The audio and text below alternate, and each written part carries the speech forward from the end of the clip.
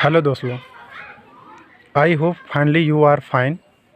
So I discuss about the subject of zoology and the topic of cell.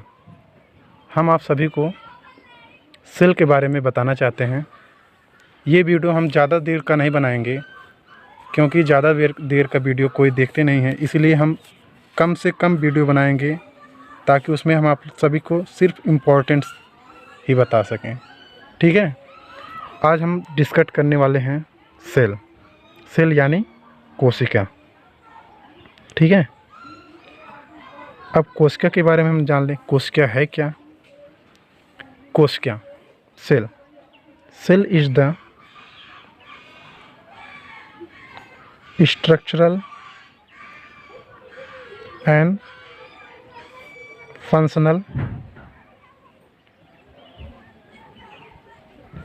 Unit of life. कोशिका जीवन की एक इकाई है. ठीक है. हम इसे जीवन की इकाई क्यों कहते हैं इसके भी बारे में आपको बताएंगे. सबसे पहले हम ये बता दें, ये टॉपिक जूलॉजी का है. ठीक. और जूलॉजी के पिता कौन थे ये भी बताएंगे. जूलॉजी के पिता अरस्तु थे.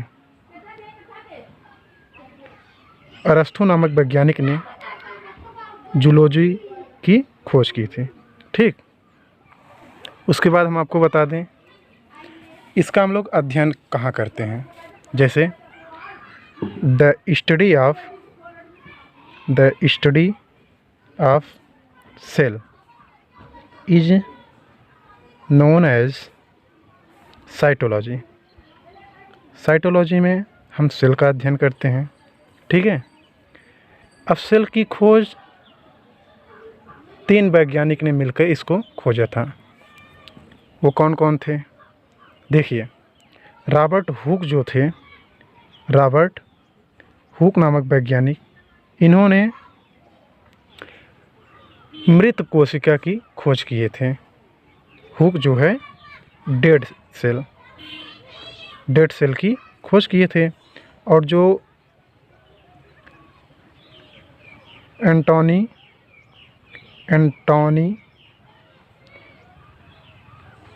ल्यूवेन हाक जो थे, उन्होंने जीवित कोशिका की खोज किए थे. ठीक है. कोशिका की खोज किए थे. अब आप लोग को इसमें से 3 चीज़ मिला होगा. जैसे आपको बता दिए, अगर सेल का अध्ययन कर रहे हैं तो उसको हम साइटोलॉजी भी कह सकते हैं. ठीक है. और सेल का हम लोग आपको परिभाषा बताए. Cell is the structural and functional unit of life. ठीक है. और इसके जनक कौन थे? अरस्तु थे, यानी साइंटिस्ट. इनके द्वारा ही जूलॉजी का खोज किया जाता है. ठीक है. और देखिए, इसमें एक वैज्ञानिक और थे जिन्होंने इसका सिद्धांत दिए थे. उनका क्या नाम है? Schleiden and swan.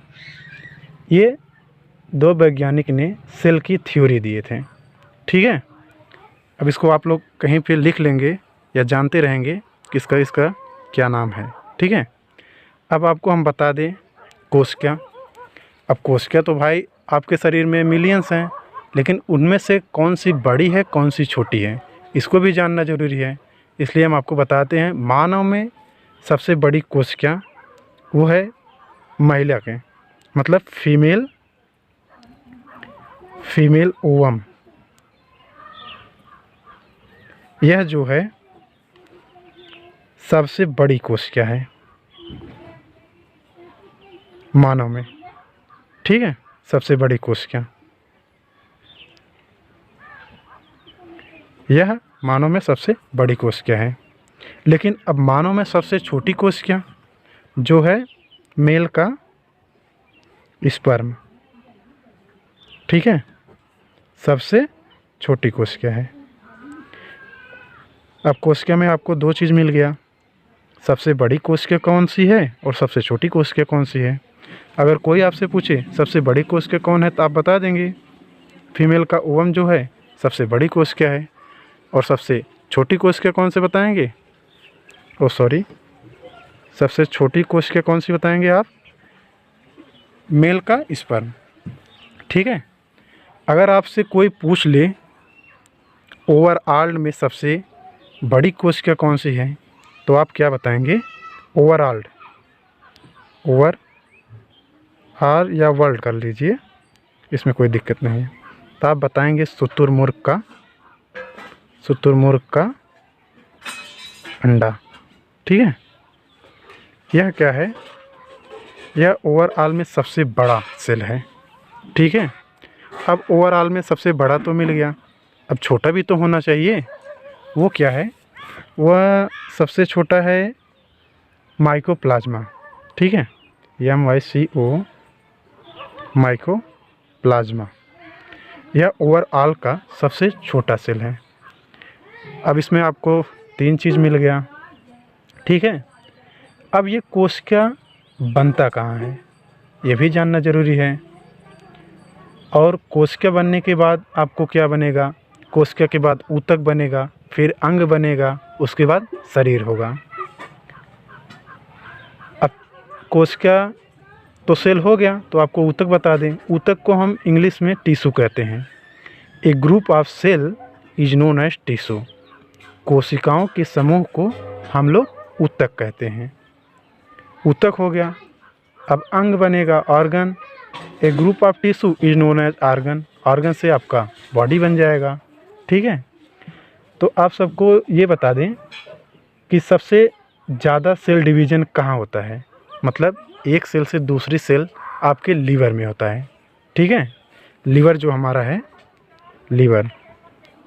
लीवर में सबसे ज़्यादा सेल डिवीज़न होती है। अब ज़्यादा तो हो गई, अब सबसे कम सेल कहाँ डिवीज़न होती है?